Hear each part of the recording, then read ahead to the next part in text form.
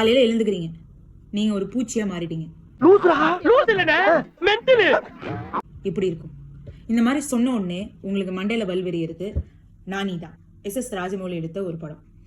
இந்த படம் பர்சனலா நிறைய மெமரி இருக்கு. பேசிக்கா அதுவும் அந்த என்னோட வயசுல இருக்கிற எல்லாருமே அந்த ஒரு பாட்டுக்கு சில்லறைய சதற விட்ட மூமெண்ட்லாம் இருக்கு. இது என்ன பிரமாதம், இது விட பெசலைட் ஒன்னு இருக்கு.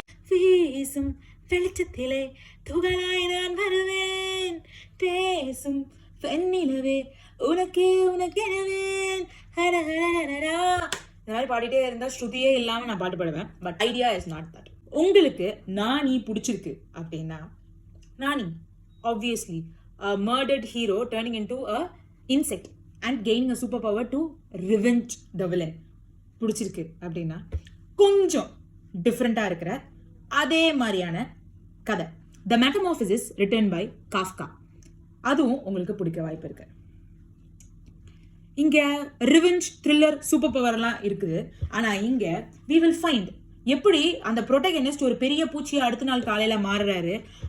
அவரோட வாழ்க்கையில அதுக்கப்புறம் கண்டினியூஸா ரிஜெக்ஷன் ஃபேஸ் பண்றாரு. வேலை போச்சு, வீட்டுல இருக்கிறவங்களுக்கு பிடிக்கல, அவரால் நவுற முடியல, எழுந்துக்க முடியல. இந்த மாதிரி ஒவ்வொரு விஷயமா ஆத்தர் எழுதிக்கிட்டே போறாரு.